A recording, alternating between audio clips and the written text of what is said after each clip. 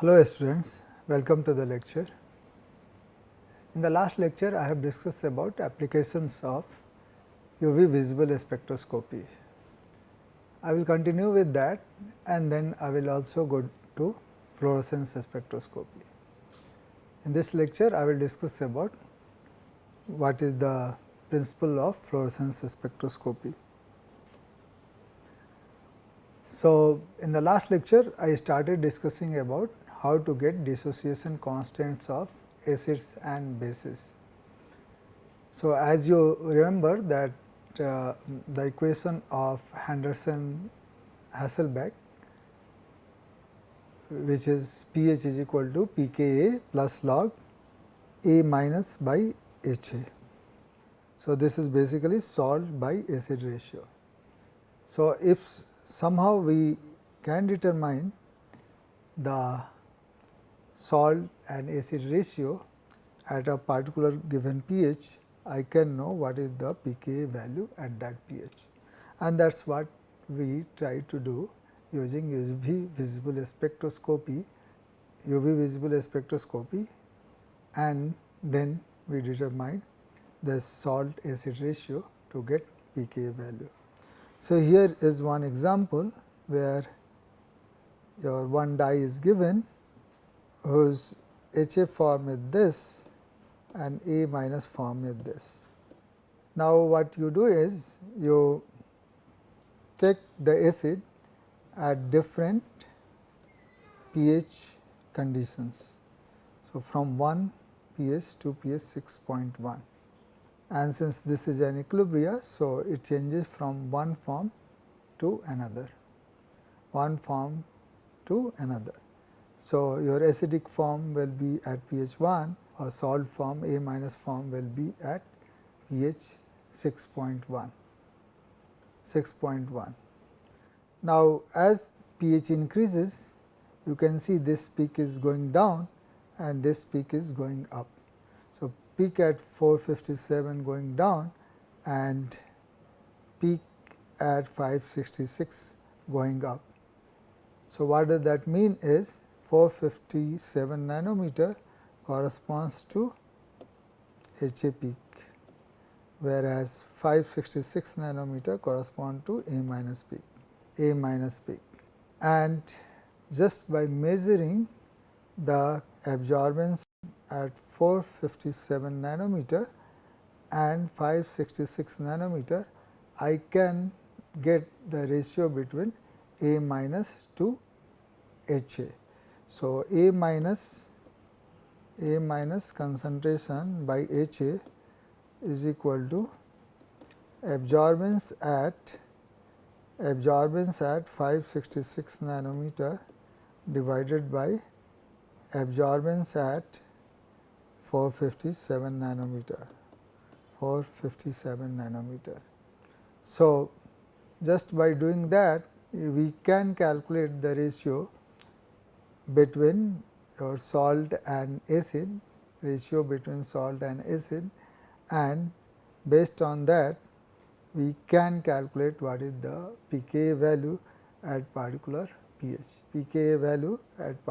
pH. For example, we can calculate the pKa value for methyl red at some given pH. So, methyl red has this structure which is basically your acidic form, and you can say as HMR, give this a name of HMR, and this is your MR minus, where your 1 H plus which is here as dissociated. So, this is MR minus form. This happens at pH 6. So, suppose I want to calculate the ratio of MR minus and HMR between 4 and 6. What we can do is you need to measure absorbance at 430 nanometer and 520 nanometer. So, MR minus absorbs at 430 nanometer and HMR absorbs at 520 nanometer. So, just by taking the ratio of this, we can get the ratio of salt and acid, and that can help you in the determination of Ka value at a particular pH. So, this is your absorbance of the two species as a function of wavelength. So, this is your peak for HMR and this is peak for your MR.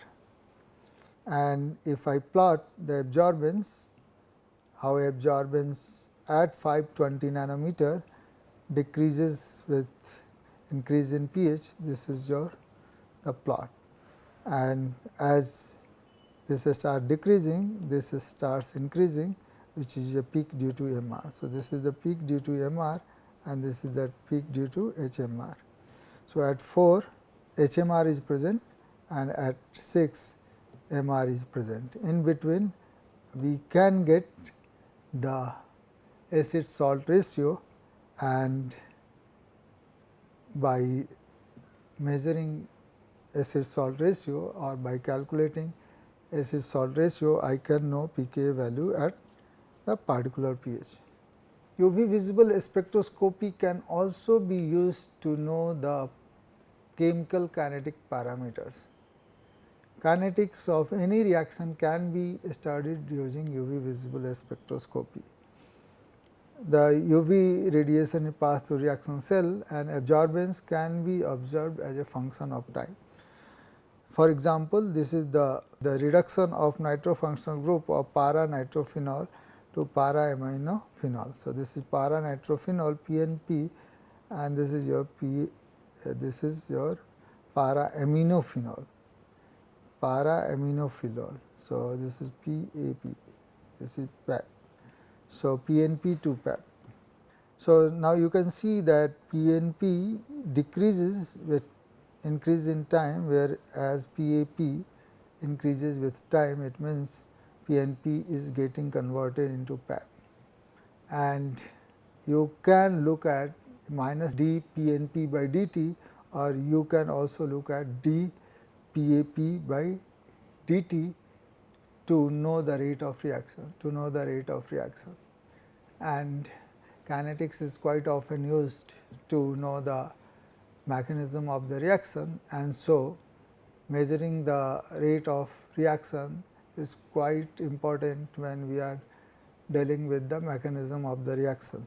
And UV visible spectroscopy can be used to know the kinetics, or can be used to observe the kinetics of a reaction.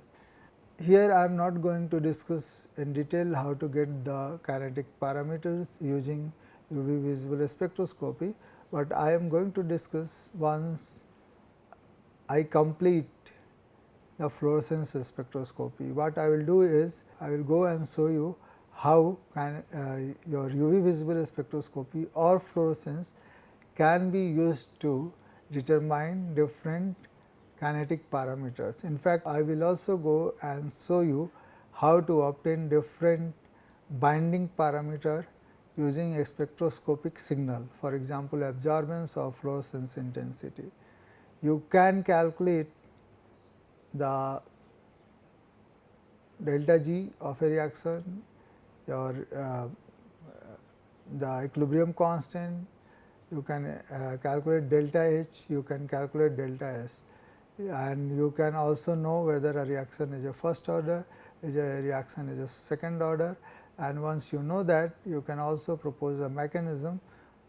You can also calculate the activation parameter.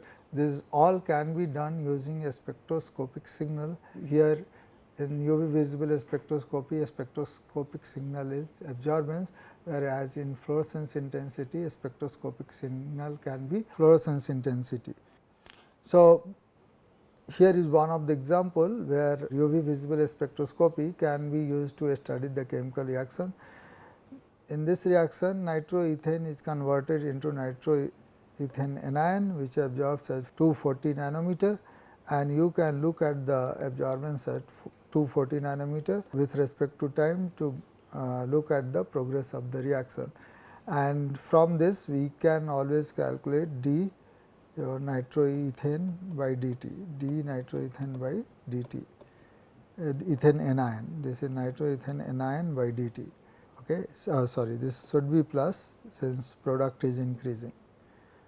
So, here in this case what we looked at is the kinetics of product formation. We can also look at the kinetics of reactant used, okay, reactant used, how a reactant is utilized in a particular reaction. For example, in this case pyruvate plus NADH gives you lactate. In presence of lactate dehydrogenase, you can look at the absorbance at 340 nanometer, which is due to NADH, which is a reactant, and as expected the absorbance will decrease with time, but here the absorbance signal of reactant can be used to look at the kinetics of the reaction, kinetics of the reaction. So, UV visible can also be used to discuss cyanine diaggregation, different kind of aggregation. The different kind of aggregate has different spectral shift. For example, there are two different kind of aggregates in cyanine dye. One is H type aggregate, where molecules arrange face to face in a near vertical stack. So, absorption band shift to shorter wavelength, then the monomer absorption band, and this is your typical diagram, and this is your H aggregate. J type aggregate, the molecules arrange in slanted stack. It has a slanted arrangement, and that arrangement is called J aggregate, and the difference between these two can be done using UV visible spectroscopy, because here absorbance maxima shift to longer wavelength with narrow band, with the narrow band. So, H aggregates has shorter wavelength than the monomer, whereas J aggregate has longer wavelength than monomer. And here is your the spectra. This is for monomer. So, this is blue is absorption, this red one is fluorescence emission. So, absorption band, if you look, it is here, and if you see at this position, it is going to shorter wavelength, and if you look at this is the absorbance, and this goes to higher wavelength in case of J aggregates.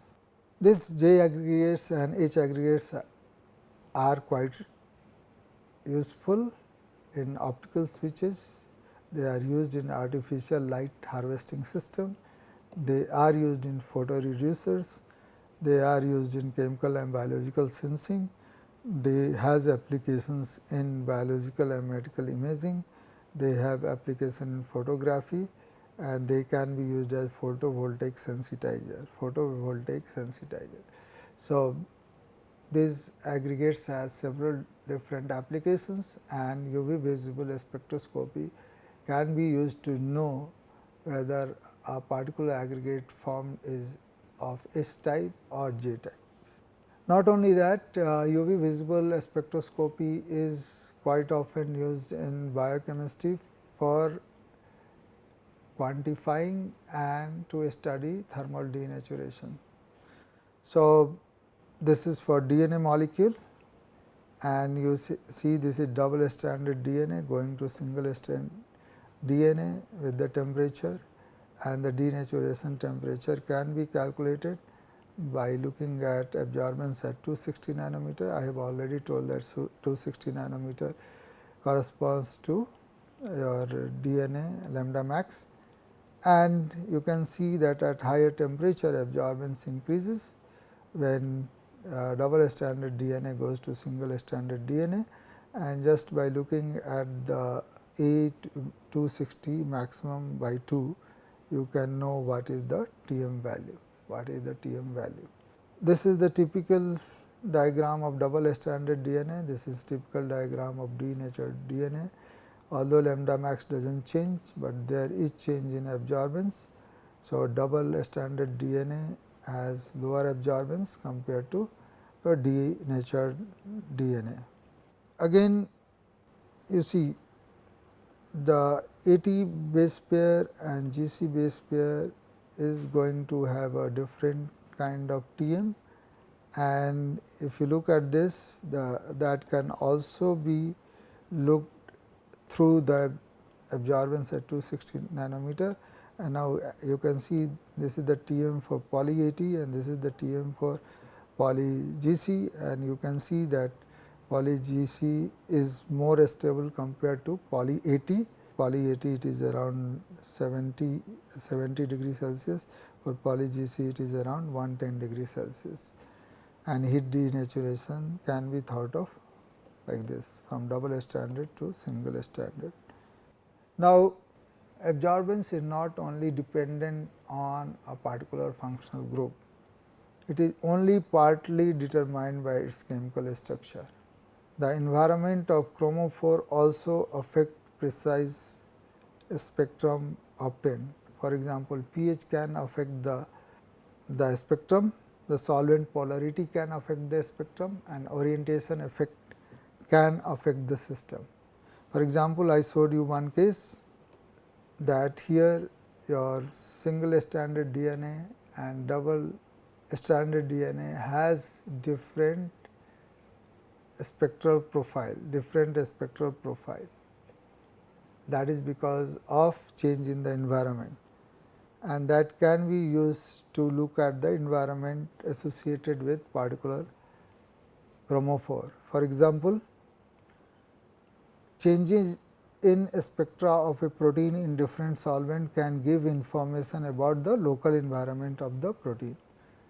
You see here, this is absorbance versus wavelength, same protein, same concentration. If you look at the spectral profile in presence of two different solvent, the spectral profile is quite different. This is in the presence of DMSO, this is in presence of glycerol, and just by looking at the spectra, you can tell about what is the changes going on around the chromophore in that particular solvent. The unfolding refolding kinetics in the presence of denaturants can also be determined from the spectral changes between native and denatured protein. For example, this is a native protein, the spectra is quite different than spectra of that protein in urea, and so the spectra can tell you about the different conformations of the protein present. Other application is just like DNA, we can also monitor the thermal stability of protein by monitoring the absorption at various temperature. Absorption at 292 nanometer with temperature can give you the information about the TM value, and you can look at that room temperature and high temperature spectra of a given protein is quite different. We can also look at stability in different buffers by measuring unfolding with the temperature. So, this is the curve obtained for this is the stability curve, which is basically absorbance versus temperature curve for a particular protein at 0.1 molar NaCl, whereas this is at 0.01 molar NaCl. So, with increasing concentration, what is happening is Tm is shifting to higher value. It tells you that the introduction of salt, which is NaCl in this case, is increasing stability of that protein. So, not only we can know the thermal stability of a particular protein at a given pH or given solvent condition by looking at the absorbance as a function of temperature, we can also tell about the aggregation or effect of a particular solvent on the aggregation kinetics. So, aggregation kinetics can also be measured using absorbance as 600 nanometer. As I discussed earlier, here what we are looking at the aggregation phenomena or a scattering phenomena, which is due to formation of aggregate, it is not the absorbance. So, we generally measure absorbance as 600 nanometer, it is just to avoid looking at the absorbance, which generally happens around 280 nanometer because of tryptophan.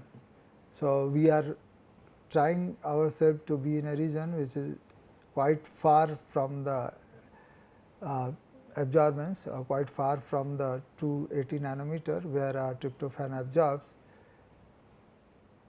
So, when we look at absorbance as 600 nanometer, we are looking at the increase in absorbance due to a scattering, and that is basically because of increase in the aggregates, increase in the aggregates. So, by looking at the absorbance at 600 nanometer versus time, what we are looking at is the aggregation kinetics. And in aggregation, three things basically we look at. First is your lag time, the second is your rate of aggregation, and third thing is your extent of aggregation,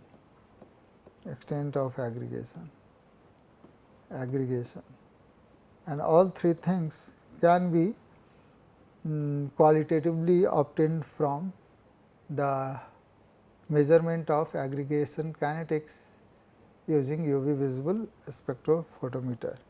So, what we are looking at absorbance as 600 nanometer. So, basically the distance here where the absorbance increase in absorbance is very minimal is known as lag time, whereas if you look at this slope, that will give you idea about extent of aggregation, and here this plateau can give you the idea about extent of aggregation. And if you look from this place, what you can see is that from 1 to 7, you see there is first increase in lag time. If you go from 7 to 1, or you go from 1 to 7, let us go from 1 to 7, what we are seeing is first decrease in lag time. The second is steepness of slope increases,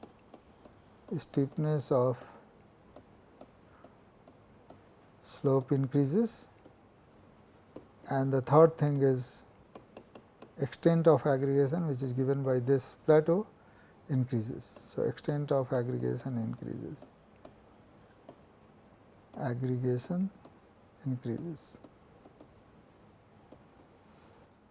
And if you look at the first is in presence of trehalose. So, this is in presence of trehalose, where say 7 is in presence of no additives. This is no additives. Okay. So, if you go from 7 to 1, then what we will see? Increase in lag time, steepness of slope decreases, extent of aggregation decreases. So, the first, which corresponds to trehalose is able to increase the lag time and able to decrease the rate of aggregation and able to also decrease extent of aggregation. So, if you are looking at inhibitor for aggregation, trehalose will be the best for the aggregation of, this is basically for BSA CTAB system. So, if you are looking for inhibitor of BSA CTAB system, and trehalose is going to be the best. Inhibitor. UV visible spectroscopy can also be used to study enzyme kinetics. For studying enzyme kinetics, you need to have a good chromophore, which absorbs in a range where protein and substrate does not. So, this is the representative kinetic trace of product formation, and parameters such as activity of enzyme can be obtained from this trace, and we can also look at the different effect of different conditions on rate of product formation. For example, pH effect on rate of product formation, of solvent effect. So, these are the kind of things we can do Here I am not telling you in detail, but one lecture I am going to devote where I am going to look at how to get different thermodynamic and kinetic parameters using a spectroscopic signal. So, now look at this the protonation deprotonation effect resulting from change in pH. This oxidation reduction affect your electron distribution in chromophore, and here you see this is your pH 6, this is at pH 6, this is at pH 13, and both have different kind of spectra. So, at pH 13 you have this spectra, at pH 6 you have this spectra. So, I have already told this can be used to get the pKa value.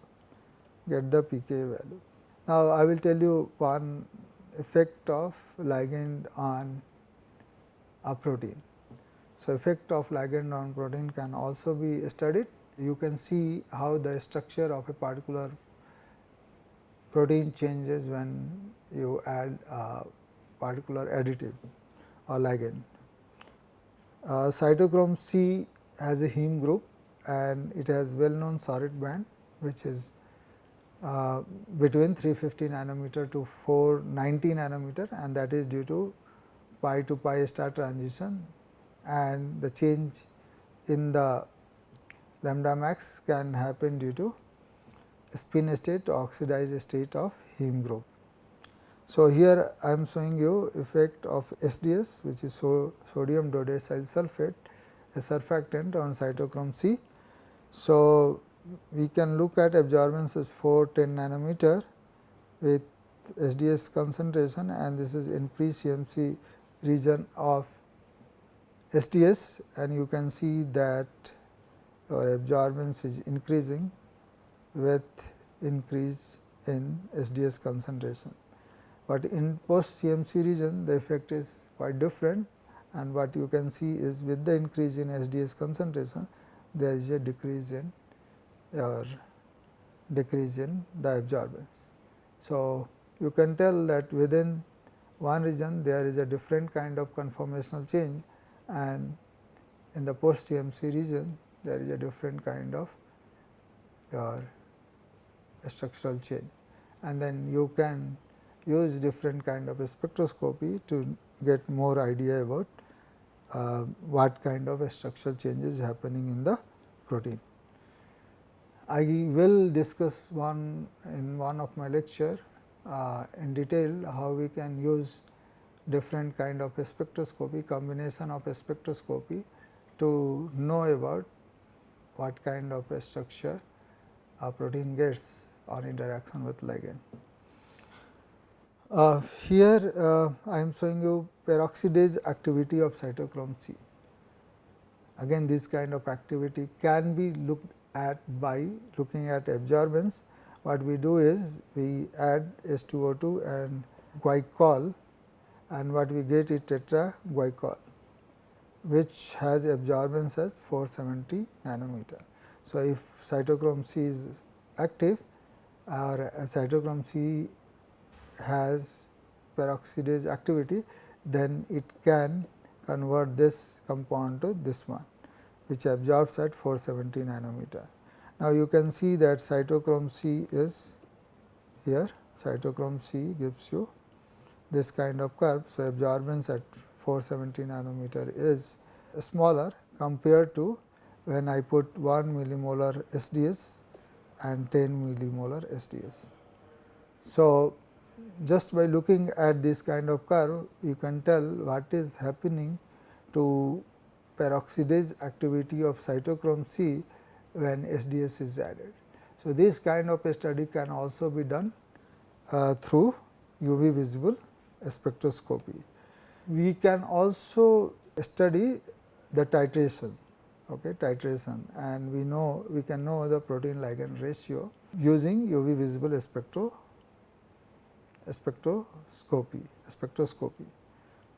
Titration, this is a titration in which titrant and solution causes the formation of metal complex accompanied by an observable change in light absorbance by titrated solution.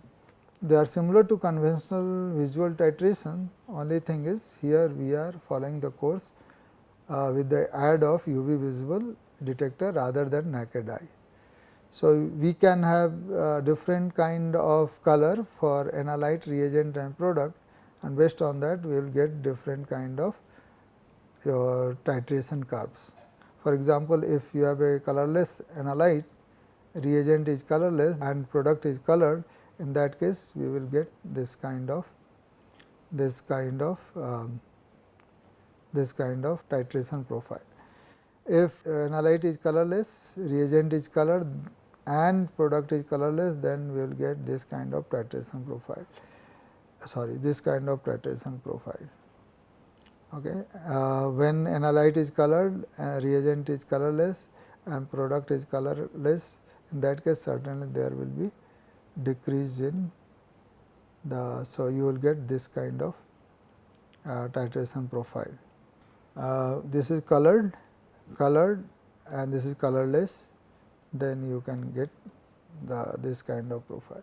So, different kind of titration profile will be obtained depending on the type of analyte, reagent and product, or color of analyte, reagent and product, but you can get the end point. You can get the end point from all these titration profiles. So, here is the end point, here is the end point, here is the end point and here is the end point. And that can tell you about the stoichiometric ratio of analyte and a reagent, which results into a product. We can also study charge transfer spectra. So, these are the charge transfer donor, these are the charge transfer acceptor, and we can look at the complexes. For example, lambda max of benzene is 255 nanometer, while iodine in hexane is 500 nanometer. The charge transfer complex displays an intense additional band at 290 nanometer. So, this benzene is at 255 nanometer, this absorbs at 500 nanometer, but this complex absorbs at your 280 nanometer. And similarly, in aniline and tetracyanoethylene complex, lambda max of aniline and tetracyanoethylene is 280 and 300 nanometer, whereas complex has lambda max around 600 nanometer. Here you see anthracene pictate. So, this is donor, this is acceptor, and they have lambda max, and we can study the charge transfer spectra by looking at absorbance at different nanometer. So, this is all about UV visible spectroscopy.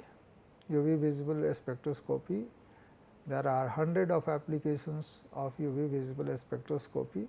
Few of them I have showed you, and lot more I will be showing in the next set of lectures. But the idea is same, either you can do qualitative analysis or quantitative analysis. Quantitative analysis using your UV visible spectroscopy. For qualitative analysis, lambda max is important. For quantitative analysis, absorbance at lambda max is important. What does that mean is epsilon at lambda max is important, and Beer-Lambert's law can be used to get the quantity using UV visible spectroscopy. The next thing is fluorescence spectroscopy, and this is based on emission spectra or emission phenomena. So, when a molecule absorbs light, an electron is promoted to higher excited state. The excited state can get depopulated in several different ways, and that is what is shown here. So, this is your ground state, it goes to S1 on absorption of energy, and then there can be different things happening. Some can be non-radiative and some can be radiative.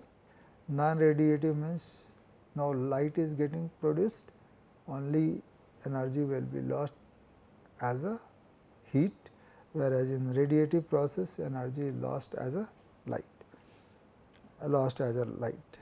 So, first thing, quenching can happen in the excited state, and quenching is your non-radiative process. Energy transfer can takes place, which is non-radiative, whereas two different kind of radiative process can happen.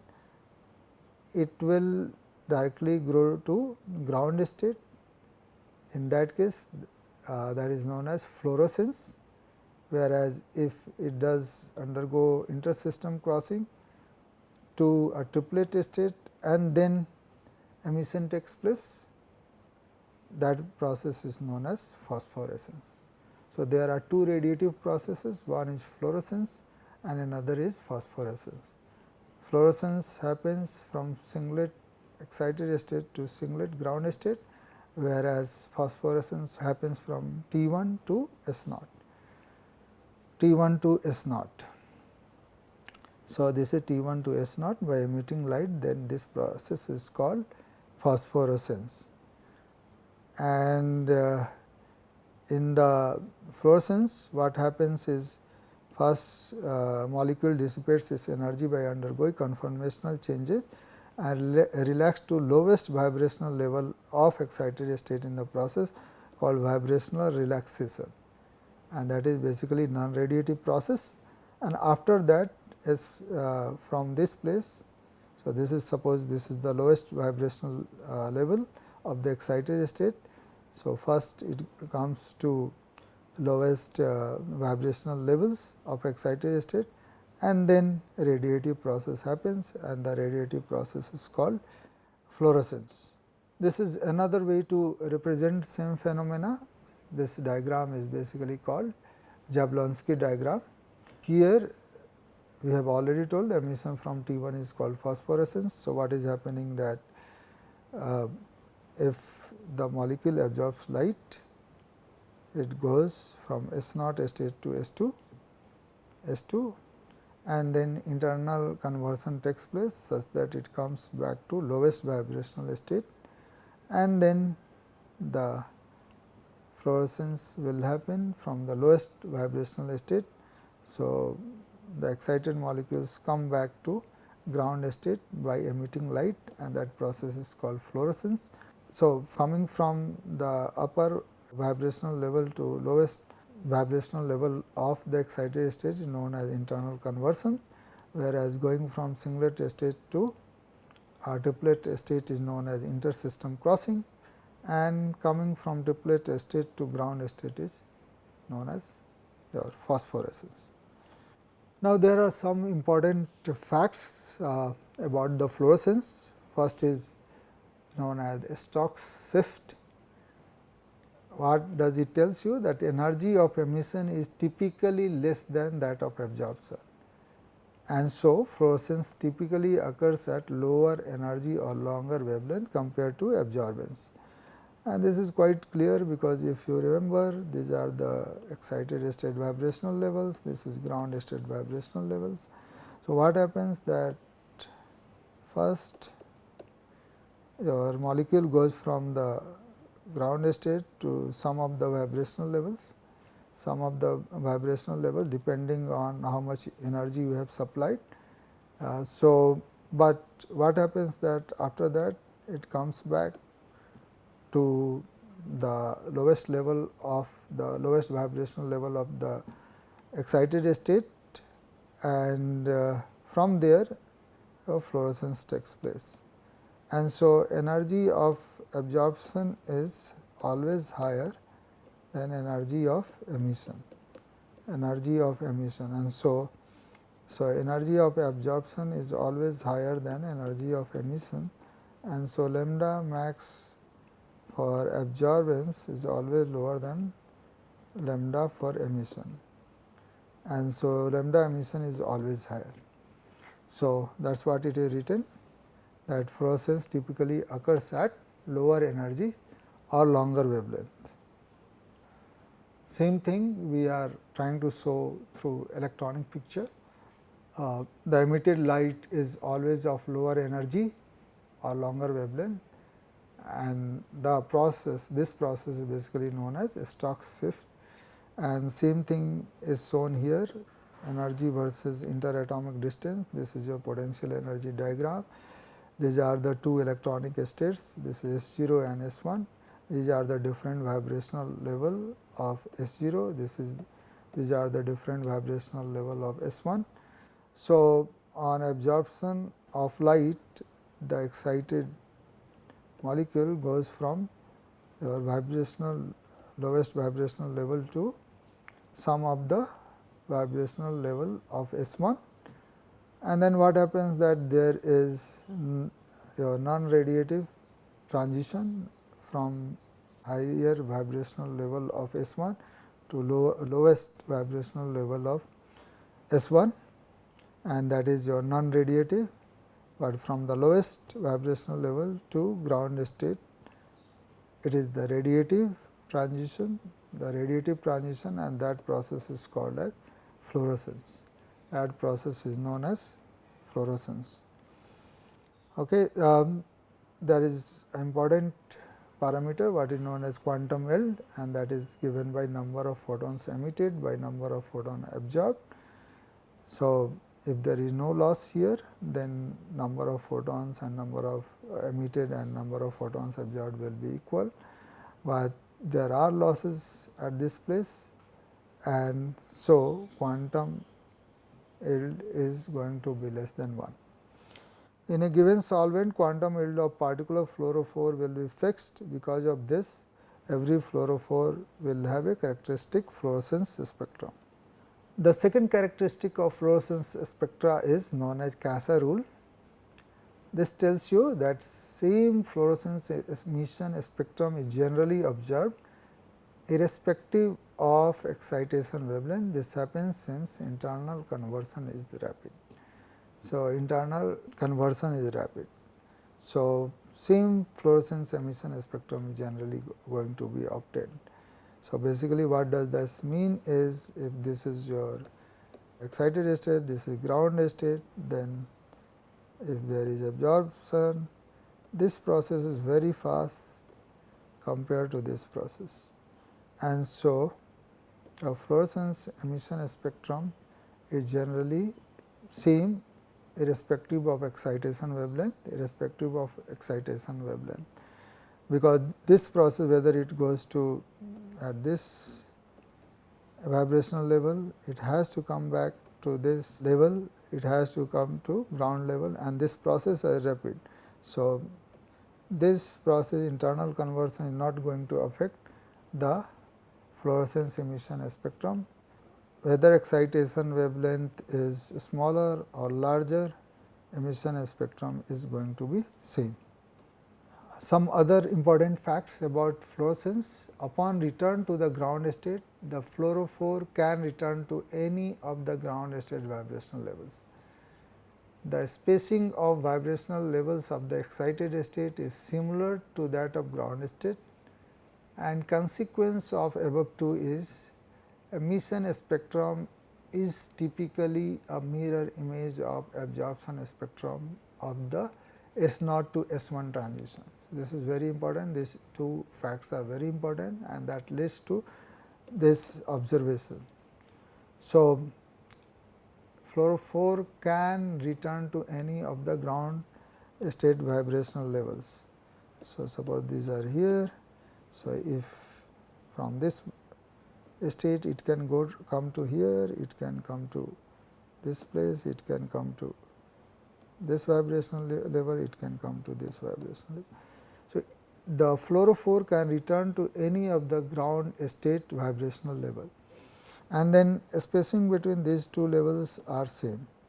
Okay. So, this gap between these two energy levels in S1 or S0 is going to be same, and so what happens is emission spectrum is going to be mirror image of absorption spectrum. We will explain again in the next slide.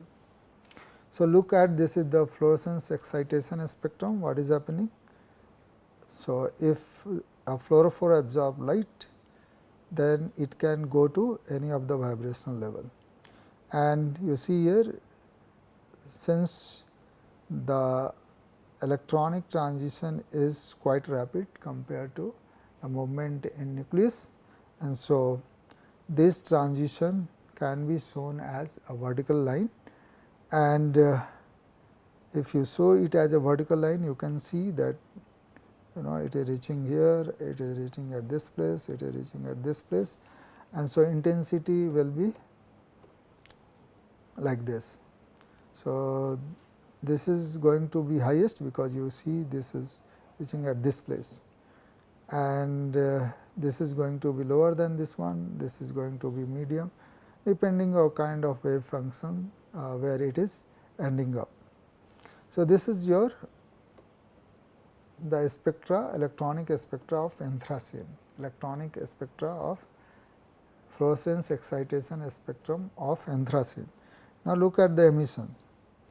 Emission will take place from this place to this place, again it has to come to this, and since the spacing is quite similar, again coming from this to this place, this will have highest intensity, whereas this one will have medium and this one is a lower.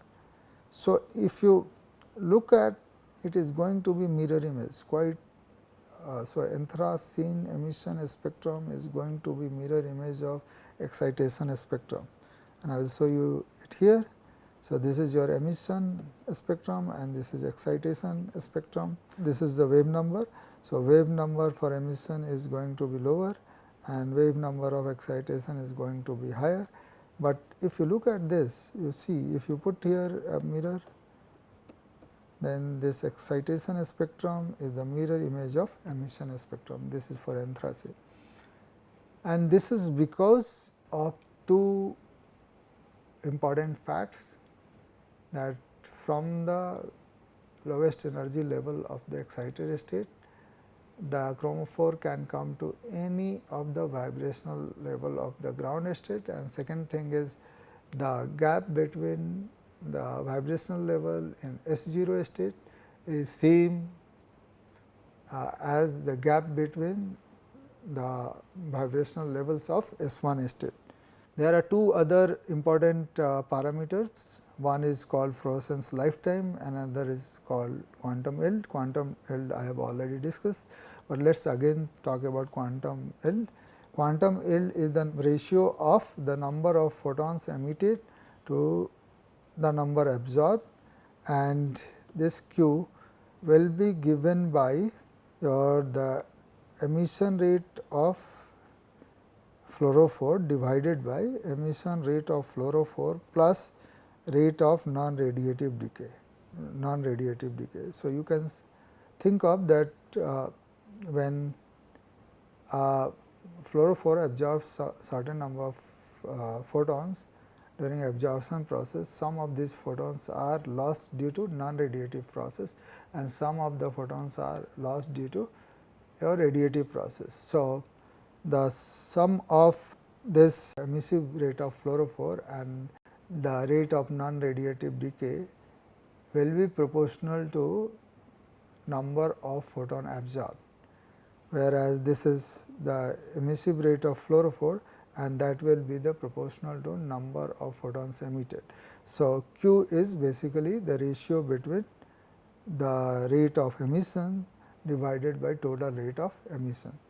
Total rate basically consists of rate of emission and rate of non-radiative decay. Then there is a lifetime of excited state is defined by the average time the molecule spends in excited state prior to the return to the ground state, and so this lifetime will be inversely proportional to the rate of emissive decay or emissive rate of fluorophore plus rate of non-radiative decay. So, this will inverse of this rate of decay is known as lifetime, and this is the basically average time the molecule spends in excited state prior to the return to the ground state. There are few more important terms which you need to know in the fluorescence. One is your natural lifetime. So, natural lifetime is the lifetime of fluorophore in absence of your non-radiative process, non-radiative process, and that is given by tau n is 1 by tau. Tau n is 1 by tau, which is rate of this lifetime is 1 by cap tau, and that is basically your rate of emission.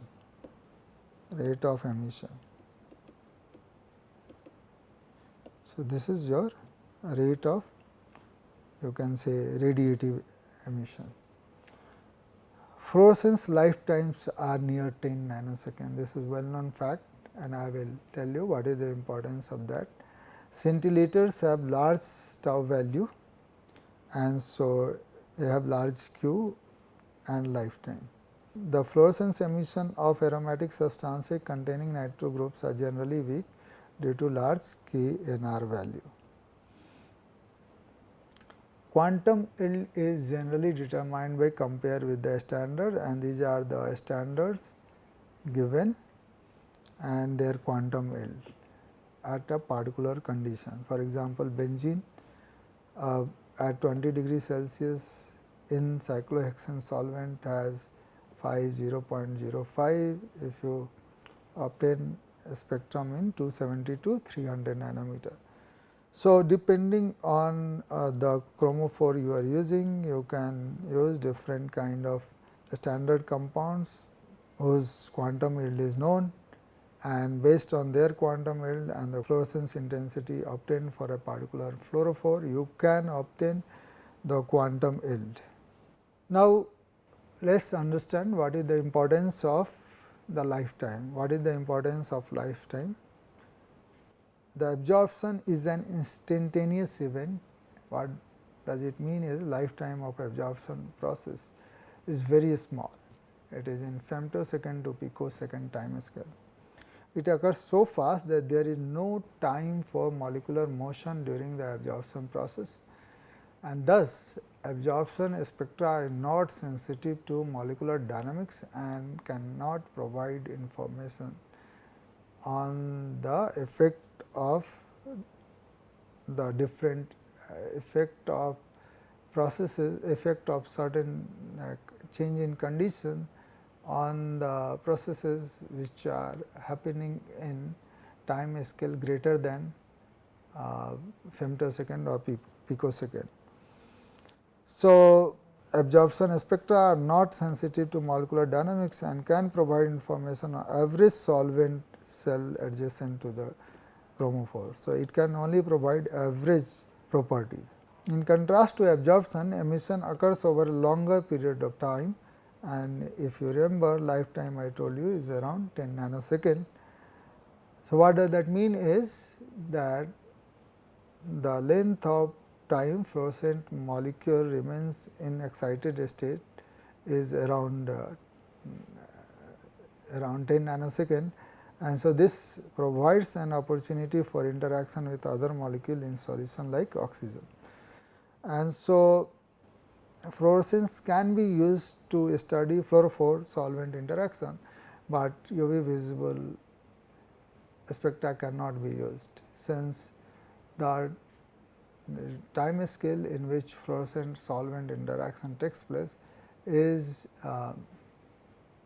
in nanosecond, whereas absorption lifetime happens in femtosecond and picosecond region. So, you cannot use absorption to study the fluorophore solvent interaction, then we need to talk about quenching phenomena, but since now time is up, so I am going to stop here In the next class, I will discuss about quenching and fret. These are the two very important processes in fluorescence and which is quite often used to study different kind of system. So, thank you very much for listening. See you in the next lecture. Bye.